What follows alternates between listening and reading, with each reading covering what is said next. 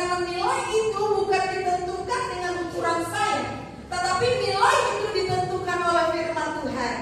Keseriusan kita untuk lolos dari hukuman itu diukur dari firman Tuhan, bukan dari penilaian kita sendiri.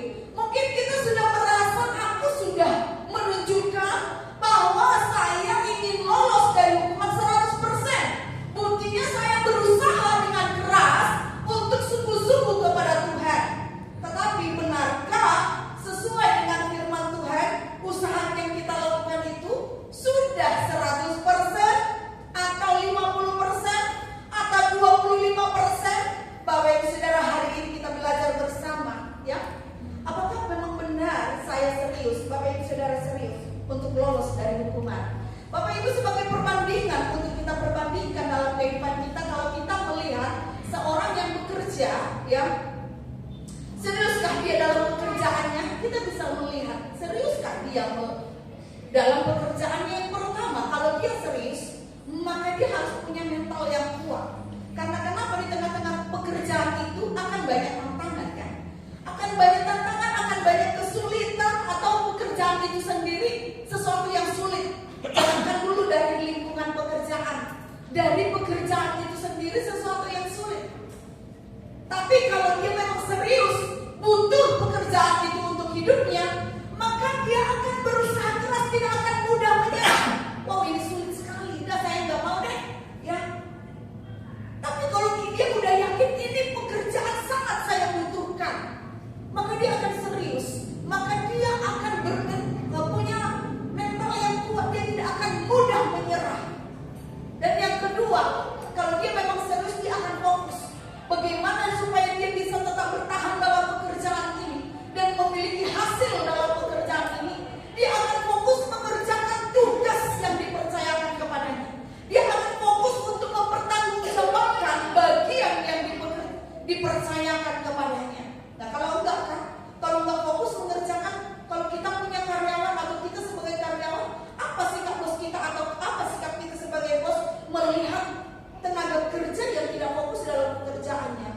Sibuk aja dengan dirinya sendiri, waktunya bekerja, dia mengerjakan kesibukannya sendiri, ya. Bagaimana? Tentu tidak akan bertahan, Bapak Ibu Saudara. Dan yang ketiga, kalau dia seorang yang serius dalam pekerjaannya, dia akan memiliki target. Wah, saya nggak mau jadi hanya sebagai buka gerbang toko ini terus. Saya ingin meningkat di dalam perusahaan ini. Saya ingin mendapatkan gaji yang lebih besar, mendapatkan jabatan yang lebih besar. Atau kalau ibaratnya yang paling sering itu sales, ya, yang bisa dikatakan mencapai target. Wah, saya harus mencapai segini supaya saya mendapatkan hasil sebesar ini, ya kan?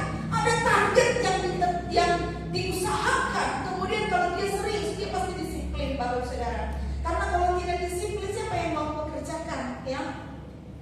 Dan disiplin itu sangat penting sekali. Itu akan membawa, tidak akan ada orang yang bisa menghasilkan maksimal kalau dia tidak disiplin, Bapak Saudara. Kira-kira dari ciri-ciri orang yang bekerja ini, yang serius ini, dalam kalau kita aplikasikan dalam pengiringan kita kepada Tuhan, ciri-ciri manakah yang kita punya? Tadi saya katakan ada 4. Itu hanya untuk urusan pekerjaan duniawi, ya Bapak Saudara. Tapi kalau diaplikasikan untuk mengiring Tuhan, ciri-ciri yang bagian manakah yang sudah kita punya? Apakah kita punya mental yang kuat? Kita tidak mudah menyerah, ya. Kita tidak langsung mundur saat ada kesulitan. Kita tidak langsung pilih untuk berhenti, tidak langsung pilih untuk menjauh, ya.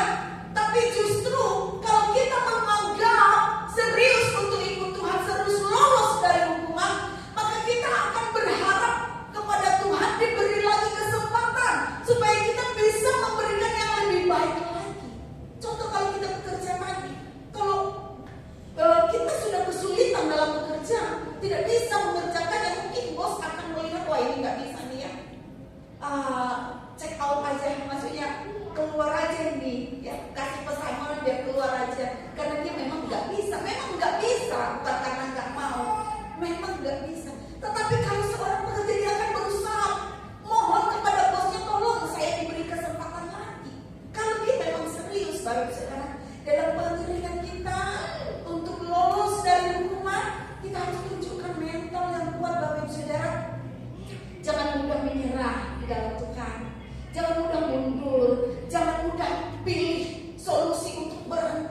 Bapak Saudara. Tetapi justru kita mohon kepada Tuhan, Tuhan kasih kekuatan untuk bisa memberikan yang lebih baik lagi, siap untuk belajar Bapak Saudara. Kenapa? Karena kita butuh lolos dari hukuman ini.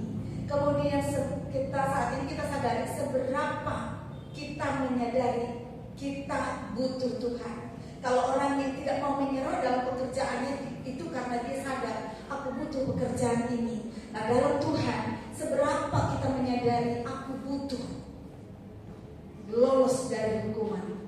Kalau kita menyadari betul, maka kita akan memilih tidak mudah menyerah, memiliki mental yang kuat, Bapak Saudara. Ya, sebelumnya saya mau bersaksi dulu, puji Tuhan, ini karena saya merasakan angin AC, dinginnya AC. Kita tidak lupa bersyukur ini berkat Tuhan. Yang hari kemarin, yang hari Kamis kemarin, ya kita sudah disurvei dari tim pemeriksa dari Pemprov, ya puji Tuhan dikatakan ya baik semuanya, ya. Jadi kita bersyukur, dan saya sekaligus tanyakan untuk kelanjutannya bagaimana. Ibu sudah punya link, itu akan memperlancar semuanya. Kita berdoa supaya untuk kedepannya kita bisa mendapatkan berkat lewat pemerintah. Amin. Puji Tuhan. Oke, yang kedua, setelah memiliki mental yang kuat, kita akan fokus dalam tanggung jawab kita. Apa sih tanggung jawab kita sebagai anak Tuhan supaya kita lolos dari hukuman ini? Apa sih tanggung jawab kita? Kita punya tanggung jawab mengerjakan tugas yang dari Tuhan, yaitu amanat agung, yaitu memberitakan Injil, Bapak Saudara. Kita punya tugas dan tanggung jawab, hidup kita harus menjadi saksi. Kita punya tugas dan tanggung jawab untuk melayani Tuhan, Bapak Saudara. Kenapa? Karena kita adalah milik Tuhan, dan selalu diingatkan dari mimbar ini bahwa kita semua adalah pelayan Tuhan ataupun budaknya Tuhan. Jadi kita bertanggung jawab untuk melakukan tugas yang Tuhan berikan kepada kita. Apa yang diperintahkan kepada kita, kita punya tugas untuk bertanggung jawab. Kalau kita serius, Bapak Saudara, maka kita harus perhatikan tugasku apa, ya. Panggilan Tuhan dalam hidupku apa. Kita harus mempertanggungjawabkannya, Bapak Saudara, kalau kita memang serius ingin lolos. Kemudian yang ketiga, memiliki target. Mengikut Tuhan ini kalau memang mau lolos, tidak bisa cukup hanya percaya, Bapak Saudara. Aku sudah percaya, KTP-ku sudah Kristen, aku pasti masuk surga, tidak bisa. Tetapi kita harus punya target, Bapak Saudara. Punya target apa? Harus selalu meningkat setiap hari. Aku punya target setiap pagi aku harus doa, contohnya seperti itu. Aku punya target 1 minggu ini harus baca firman, tidak boleh lolos, contohnya seperti itu, Bapak Saudara. Jadi tidak boleh hanya mengikut Tuhan. Kalau ketemu hari Minggu, kalau ada kesempatan saya ikut, kalau ada waktu saya ikut, Bapak Saudara, tidak bisa. Tetapi kita harus punya target. Aku harus setia berdoa tanpa lemes, setia baca firman. Hari ini 1 ayat, mulai bulan depan harus 1 perikop, mulai tahun depan harus 1 pasal setiap hari, contohnya seperti itu. Ada targetnya. Jadi tidak dijalani begitu aja. Kalau tidak punya target, kita kan sembarangan. Mau baca atau enggak menjadi masalah. Tapi kalau kita tetapkan aku harus baca, maka ketika kita enggak baca, kita merasa bersalah. Dulu saya kaku banget, ya. Pertama saya datang ke sini, mungkin yang ikut doa pagi dulu pernah ikut, Mas Afan pernah ikut ya doa pagi. Dulu kan ada di sini doa pagi, Mas Purwanto ikut, mungkin Mas Afan pernah ya. Saya kaku banget, kenapa? Karena sudah dulunya setiap pagi itu harus baca 5 pasal. Jadi saya terapkan di sini 5 pasal. Wah, ini cukup perdebatan yang cukup lumayan sengit antara saya dengan Pak Gembala. Karena Pak Gembala bilang jangan 5 pasal. Kalau cuma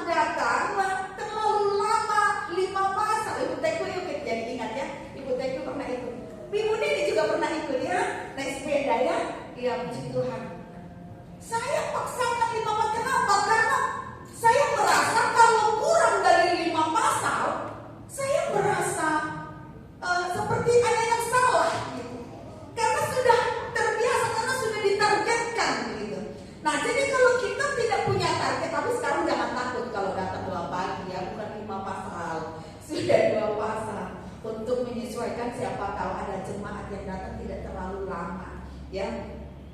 Nah, jadi itu cukup berdebat agak sedikit gimana gitu. Saya dengan Pak Elias karena ngotot saya ngotot. Karena kalau dikurangi saya merasa ada kesalahan yang saya lakukan. Itu kalau kita punya target, kalau kita punya standar. Bapak Ibu Saudara, sekarang karena sudah dibilang 2 pasal, ya baca 2 pasal karena itu sudah ditargetkan seperti itu, udah tidak merasa bersalah lagi. Jadi sesuai dengan standar yang kita tetapkan, target yang kita tetapkan. Kalau kita nggak punya target, Bapak Saudara, kita hanya mengalir. Mau baca ya nggak baca ya masalah gitu. Mau doa nggak masalah. Santai-santai aja bawaannya. Jadi kita harus punya target. Nah, target setia atau doa setiap hari, baca firman setiap hari, tidak lulus dari ibadah, tidak lulus dari pelayanan. Karena kalau kita punya target, kita akan berusaha Bapak Saudara untuk melakukannya. Bahkan akan ada kesempatan untuk mengalami peningkatan. Tapi kalau nggak punya target, apa yang mau dicapai? Nggak ada yang diusahakan Bapak Saudara. Dan yang keempat, disiplin. Disiplin yang mampu bekerja dengan baik, yang mampu mencapai nilai maksimal, pasti dimulai dari disiplin Bapak Saudara, ya. Jadi bukan karena kita lagi mood, kita siap ibadah, kita siap melayani, tidak. Karena lagi bawaannya enak, hatinya tidak ada masalah, baca firman hari itu, tidak. Tetapi ada masalah, tidak ada masalah, lagi mood atau tidak mood, tetap baca firman. Ada masalah, tidak ada masalah, lagi enak hatinya atau tidak, tetap melayani. Nah begitu, sehingga Bapak Saudara, kita tahu di dalam Tuhan bukan karena ada kesempatan, bukan karena ada waktu kita melayani, kita ibadah, kita berdoa, tetapi karena kita menyediakan waktu, kita menyediakan hati. Kenapa sih saya tidak bisa melayani? Karena hati saya lagi gak enak. Berarti kita tidak siapkan hati untuk melayani Bapak Saudara. Jadi untuk Tuhan itu kita yang sediakan, kita yang siapkan wadah yang terbaik untuk Tuhan, waktu yang terbaik untuk Tuhan. Jadi oleh karena itu Bapak Saudara, mari apa kita lihat dari kita sendiri, apakah kita sudah memiliki ciri keseriusan ini untuk mengikut Tuhan, untuk berusaha lolos dari hukuman. Wow, puji Tuhan Bu, saya sudah. Nah, puji Tuhan, kalau di antara keempat ini kita sudah belajar melakukannya. Dan kalau belum, masih ada kesempatan untuk kita boleh bersama-sama kembali menata keseriusan kita kepada Tuhan.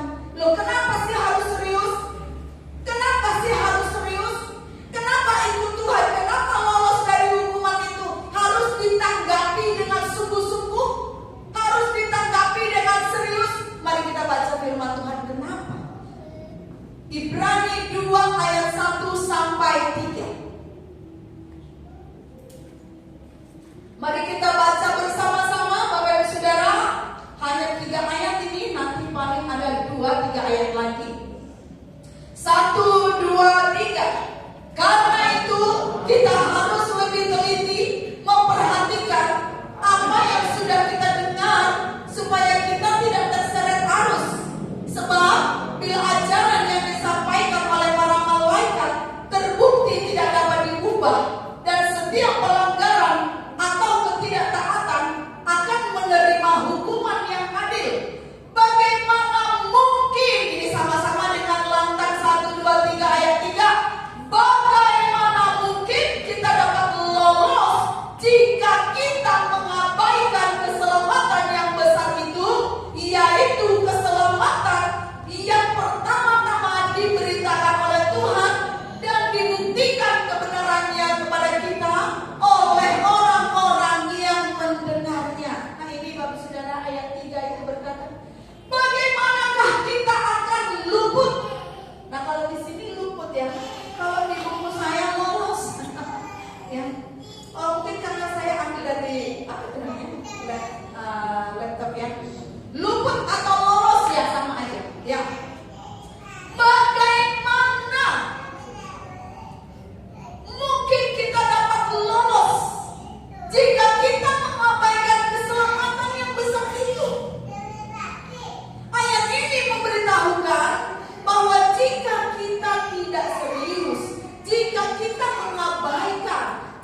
kita menyia-nyiakan keselamatan yang besar itu. Ini sampai ditulis yang besar itu ya saudara.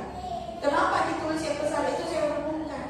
Karena tidak ada yang menyediakan keselamatan yang lain yang bisa kita dapatkan. Hanya Tuhan yang memberikan keselamatan.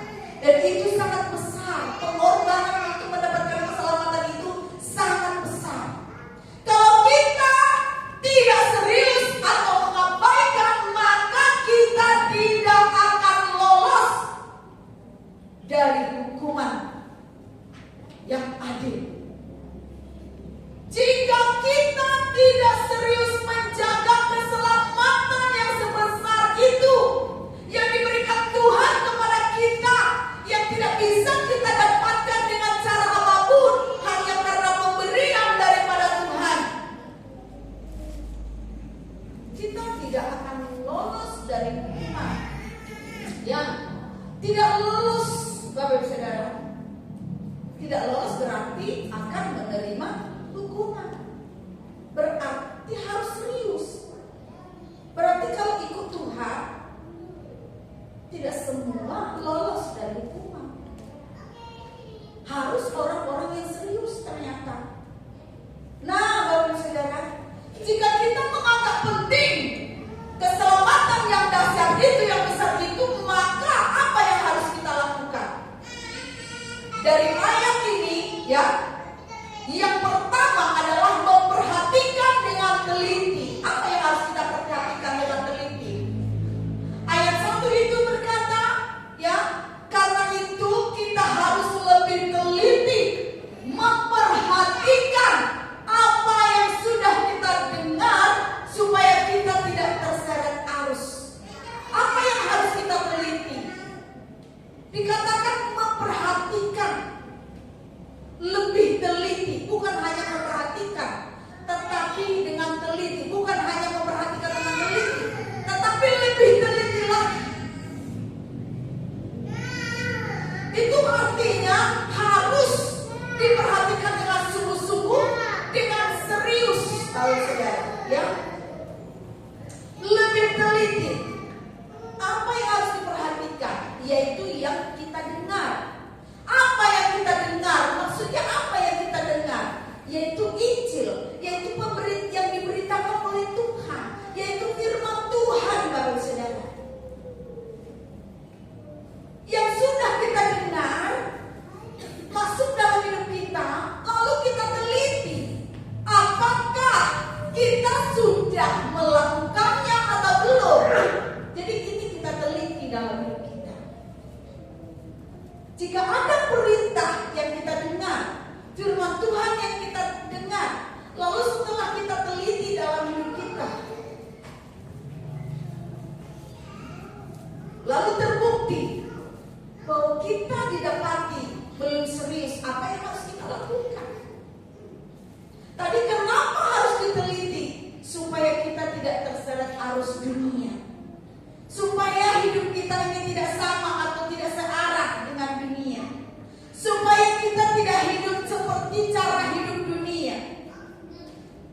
Kenapa harus diteliti?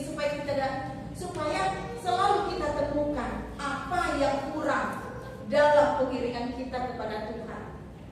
Firman mana yang belum kita lakukan dalam hidup kita? Nah, bagaimana kalau kita udah tahu? Wah, ternyata setelah saya cek diri saya belum terbukti sebagai orang yang serius. Contohnya saya belum bisa dibilang, walaupun saya pendeta, benar-benar serius 100%. Karena apa contohnya? Ketika saya emosi,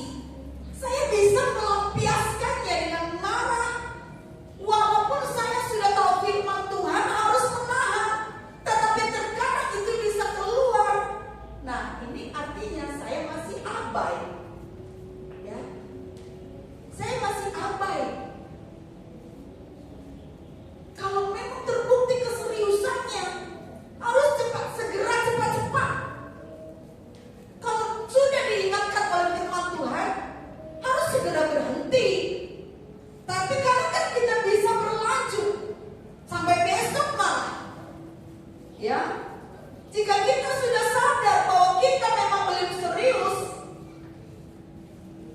tapi masih merasa aman, nah ini lebih bahaya lagi. Tahu kalau didapati dirinya tidak serius, tapi masih merasa biasa aja, merasa aman. Ini bahaya, terancam tidak lolos dari hukuman. Saya percaya setiap kita pasti mendengar suara Tuhan, amin. Ketika kita melakukan hal yang salah dari firman Tuhan, pasti ada teguran dari Tuhan kepada kita. Tuhan mengingatkan kita akan firman-Nya. Dia tidak langsung hajar kita. Ketika kita melampiaskan emosi kita langsung dihajar, ya. Tidak. Tetapi dia pasti ingatkan, sabar, jangan khawatir, ayo berdoa, ayo semangat, ya. Kita diingatkan. Kenapa Tuhan selalu mengingatkan? Karena bagi Tuhan, Bapak Saudara, keselamatan saya dan keselamatan Bapak Ibu Saudara sangat penting. Bagi Tuhan, keselamatan Bapak Ibu Saudara adalah hal yang sangat serius. Itulah sebabnya ketika kita melakukan hal yang salah, Dia selalu berbicara. Dia tidak mungkin tutup mulut. Dia pasti akan berbicara, mengingatkan kita supaya kita kembali kepada perkataannya. Ketika kita disakiti, kita diingatkan firman Tuhan, ayo ampuni. Tetapi kadang kita lebih memilih apa? Sakit hati, benci, kita lebih memilih. Nah ini kita tidak mendengarkan suara Tuhan, ya. Tidak benar-benar serius akan perintah untuk melaksanakan tugas dan tanggung jawab. Jadi yang pertama tadi, kita harus memperhatikan lebih teliti lagi hidup kita. Lalu yang kedua, harus segera. Kalau kita udah tahu, wow, ternyata setelah saya teliti ada yang salah, ya, terbukti tidak serius, maka apa yang harus kita lakukan? Harus segera diperbaiki. Karena kalau tidak diperbaiki, Bapak dan Saudara, kita akan didapati sebagai orang yang abai. Kalau didapati sebagai orang yang abai, tidak akan luput, tidak akan lolos dari hukuman, Bapak dan Saudara. Ayat 2 berkata, sebab bila ajaran yang disampaikan oleh para malaikat terbukti tidak dapat diubah, dan setiap pelanggaran atau ketidaktaatan akan menerima hukuman yang adil, maka butuh desakan dengan segera. Yang mengabaikan Taurat saja, Bapak Saudara, ya, tidak akan luput, tidak akan lolos. Apalagi yang mengabaikan Injil Yesus sendiri. Maka ketika didapati kita belum serius, maka dibutuhkan segera memperbaiki. Didesak untuk segera memperbaiki. Sekarang kan zamannya serba segera, serba cepat, ya. Kalau bisa serba instan. Online dari luar negeri aja bisa dengan segera nyampe ke tempat ini, ya. Belanja dari mana ya? Dari Cina, barang dari Cina. Tidak perlu ke sana. Dalam hitungan hari bisa nyampe. Semua serba cepat. Makanya sekarang pesan-pesan makanan saya sih belum pernah ya lewat Grab, ya kan? Ini karena mau serba cepat. Grab itu artinya apa sih? Merebut secepatnya. Kita juga bisa menggunakan model Grab ini. Bahkan harus kita gunakan model Grab untuk masa depan kita, untuk lolos dari hukuman. Segera aku tidak mau, ya, tidak lolos dari hukuman. Aku harus segera, secepatnya, dengan menggunakan model Grab ini, ya, untuk memperbaiki, merebut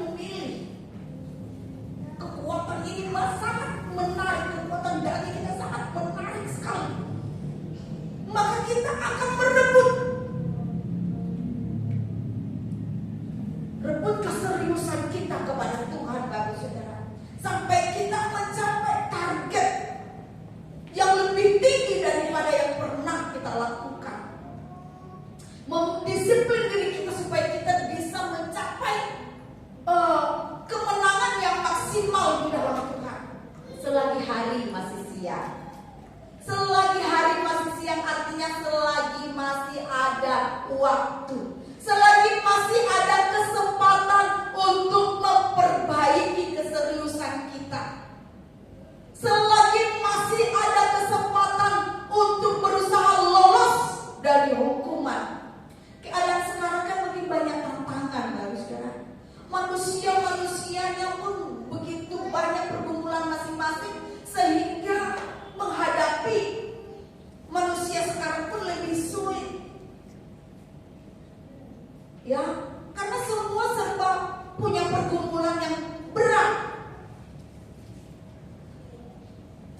Butuh kekuatan yang lebih besar untuk menjalani kehidupan kita sekarang ini. Oleh karena itu kita harus lebih serius berurusan dengan Tuhan. Butuh kekuatan yang lebih besar untuk menjalankan bisnis. Butuh kekuatan yang lebih besar untuk menghadapi masalah hidup, masalah sakit, penyakit, tantangan pelayanan, tantangan emosi, ya, yang sulit untuk dikontrol. Kalau udah sulit dikontrol emosinya, kemarahannya, hatinya sulit dikontrol kan, pikirannya sulit dikontrol kan, ini bisa menghilangkan damai sejahtera. Kalau damai sejahtera kita udah hilang, hati kita udah gak tenang. Kalau hati kita sudah tidak tenang, kita gak akan bisa berdoa. Kalau kita sudah tidak bisa berdoa, mustahil alami mujizat. Jadi oleh karena itu, Bapak Saudara, kita harus memperhatikan diri kita lebih serius, dengan lebih teliti. Bagaimana dalam hidup saya ini, bagian firman Tuhan yang mana yang saya abaikan selama hidup saya, maka harus segera kita perbaiki jika kedapatan kita tidak serius mengerjakannya. Tadi kita belajar untuk memulai diri kita bisa diteliti harus ada data-datanya dulu. Apa data-datanya? Yaitu firman yang kita dengar. Ya. Contohnya kalau satu toko, kalau disuruh untuk teliti semua barang-barang ini, karena dulu waktu saya kerja untuk meneliti, saya dulu kasir di satu hotel ya. Nah, disuruh untuk meneliti semua perlengkapan barang dan keuangan. Itu harus dicek, ada data-datanya kan. Bon-bonnya dicek ulang, kalau terdapat kesalahan harus diulang lagi. Apa yang diperhatikan, data yang ada.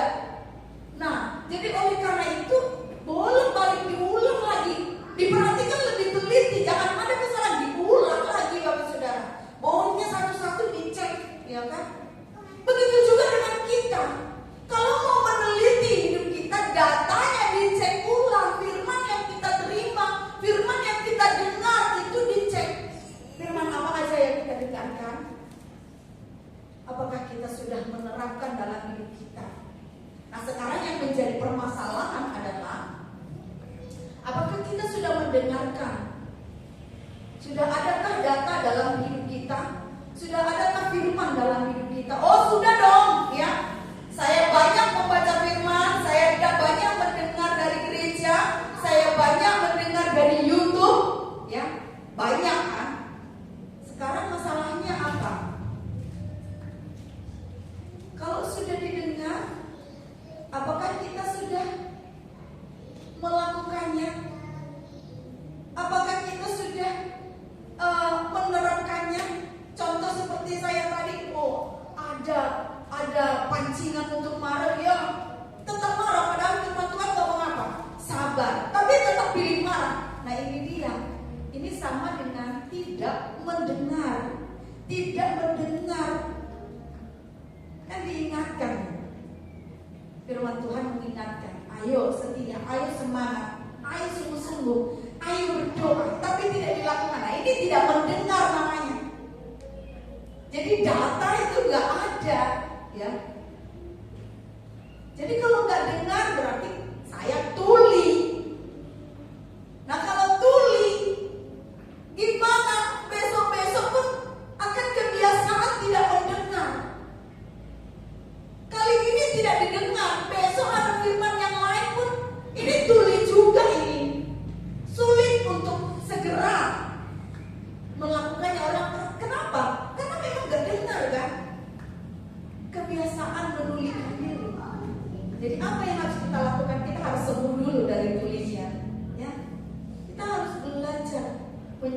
menundukkan telinga kita ini. Ada satu kisah, contoh yang dia serius, yaitu si buta pengemis yang ada di dalam Alkitab. Siapa namanya? Seorang buta, tapi dia mengemis di pinggir jalan, yaitu Bartimeus. Ya, Bartimeus ini duduk di pinggir jalan. Dia sebagai pengemis yang buta. Kalau dibilang pengemis, pikiran kita kan langsung dia pasti miskin ya. Tapi pengemis sekarang belum tentu miskin ya. Tapi kalau namanya pengemis pada umumnya kan miskin, karena dia buta, jadinya dia menjadi seorang pengemis. Lalu setiap hari dia mengemis, minta-minta. Suatu ketika dia mendengarkan Yesus datang. Ketika dia mendengar Yesus datang, Bapak Saudara, dia langsung berseru. Dia berkata apa? Yesus anak Daud, kasihanilah aku. Lalu banyak orang menegur dia. Diam, ya kan? Mungkin berisik gitu ya. Diam, dia ditegur. Tapi ketika dia ditegur, dia tetap berseru, bahkan lebih keras lagi. Dia berkata, Yesus anak Daud, kasihanilah aku. Dia ditegur, dilarang, tetapi dia tetap malah lebih kencang lagi teriaknya, seruannya. Kenapa dia bisa lebih kencang berteriak padahal sudah dilarang? Karena dia tahu yang lewat itu bukan manusia biasa untuk dia minta-minta untuk dapat sedekah. Bukan orang seperti itu, bukan orang biasa. Yang lewat itu adalah orang yang akan bisa menjawab pergumulannya, yang pasti bisa menyelesaikan masalahnya. Maka dia gak peduli orang mau larang kek. Karena dia tahu kalau yang lewat ini pasti akan pasti bisa menyelesaikan semua masalahnya. Kalau dia mendengarkan larangan orang, teguran orang, dia kan gak dapat apa-apa dari teguran itu. Dia akhirnya tidak akan mengalami mujizat. Nanti dia akan mengalami mujizat, Bapak Saudara. Jadi ketika orang menegur dia malah lebih kencang teriaknya. Lalu Yesus dengar, panggil dia, panggil. Wah, tuh, kalau kita lebih serius kepada Tuhan, perhatian Tuhan akan khusus kepada kita. Panggil dia, wah, dia dipanggil. Lalu apa yang Yesus katakan? Apa yang kau kehendaki supaya aku perbuat bagimu? Coba Markus 10 ayat 51. Ya. Apa yang kau kehendaki supaya aku perbuat bagimu? Tuhan kamu mau apa? Kau panggil aku sampai teriak-teriak, malah kencang-kencang lagi. Kamu mau apa? Lalu si Bartimeus, si buta itu ngomong, ya, Rabuni, supaya aku dapat melihat.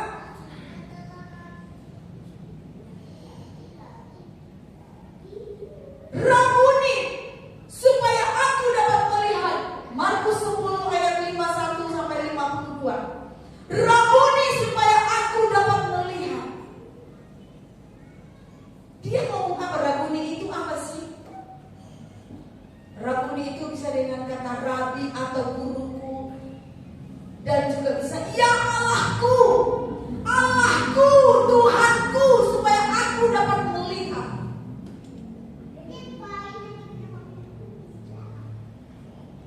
Lalu kata Yesus kepadanya, pergilah, imanmu telah menyelamatkan engkau. Bapak Ibu, ketika kita menunjukkan keseriusan kita, dia serius, dia mengabaikan penghalang-penghalang untuk dia mendapatkan yang dia percaya, yang dia yakini akan memberikan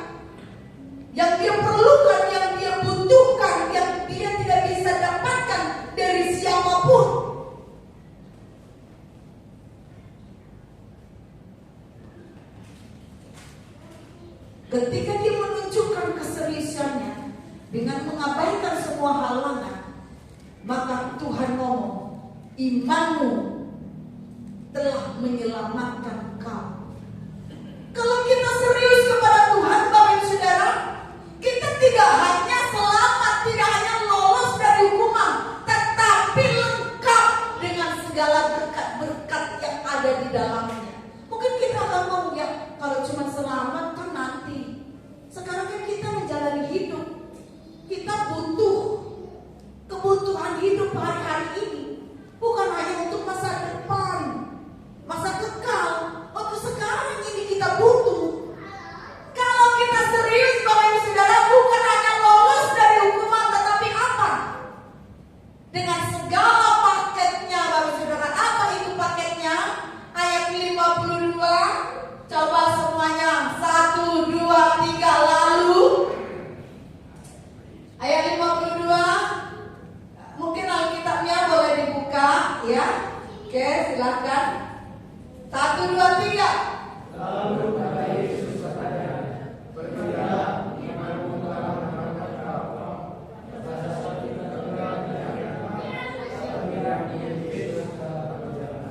Nah, pergilah, imanmu telah menyelamatkan kau. Pada saat itu juga apa?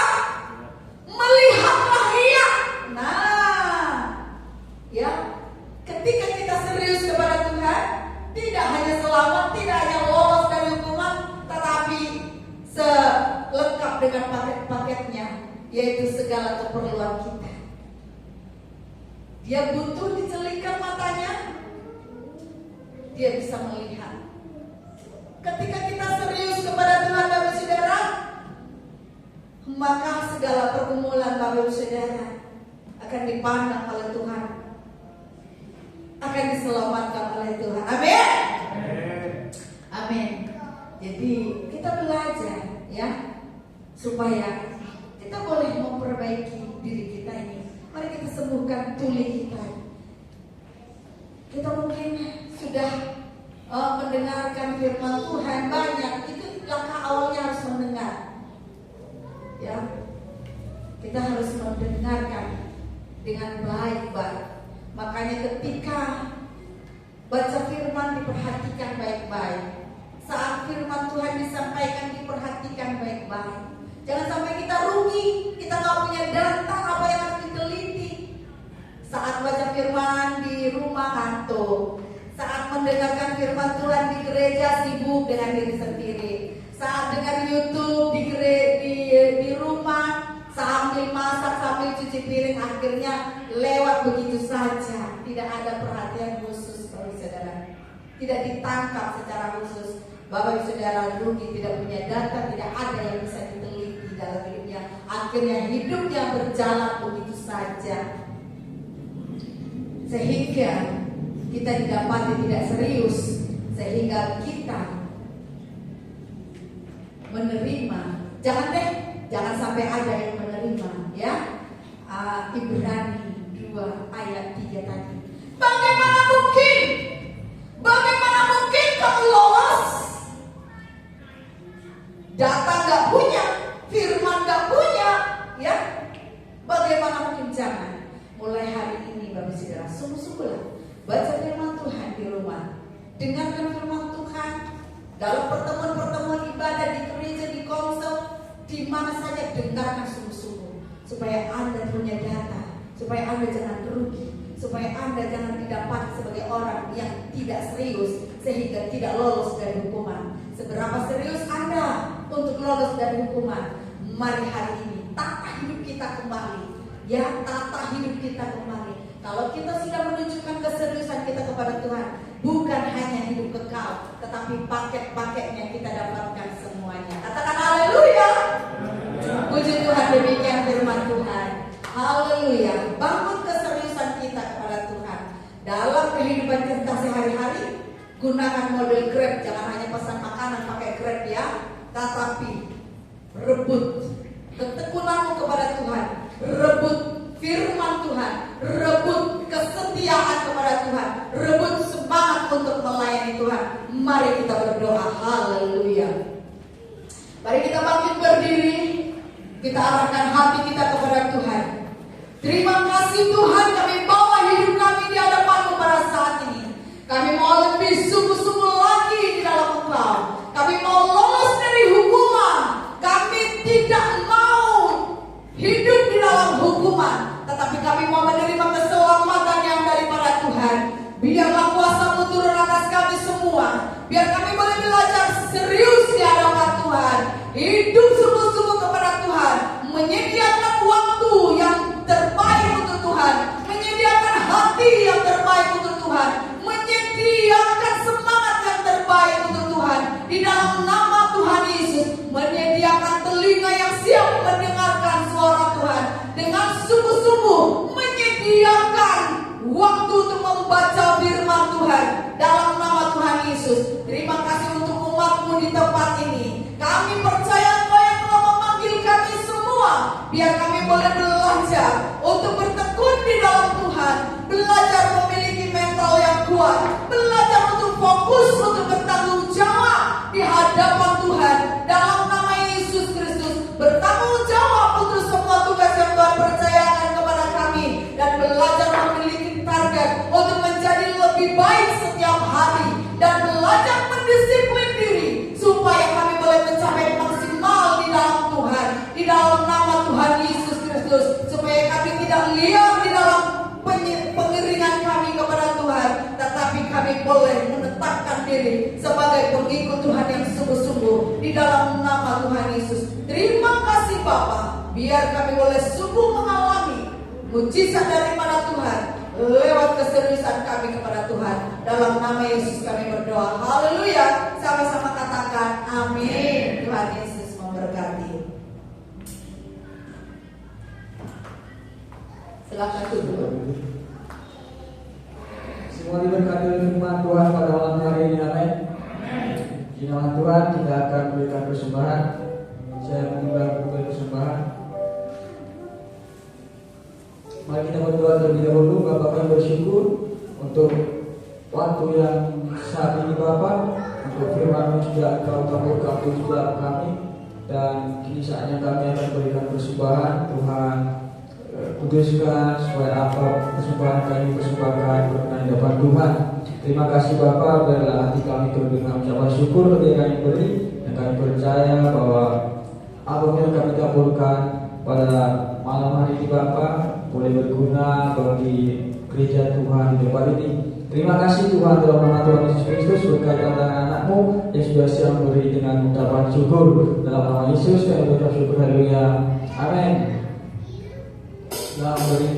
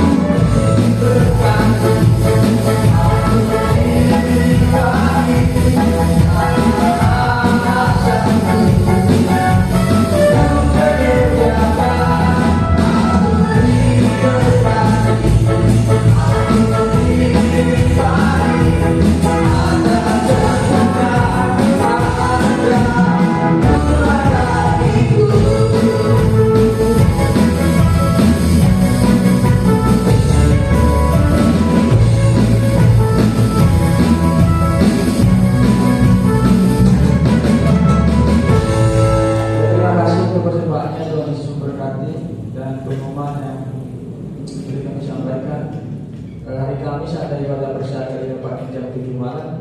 Kami harapkan untuk bisa bergabung di ibadah konser. Dan Minggu pagi jam 9 adalah sekolah minggu. Kemudian sore jam 5 dengan kembali ke tempat ini untuk ibadah raya. Kita persiapan waktu-waktu yang ada, jam-jam ibadah yang ada di tempat ini, bagi kita siapkan waktu yang terbaik. Demikian pengumuman yang boleh kami sampaikan. Doa waktu dan doa silakan kepada Ibu Gembala.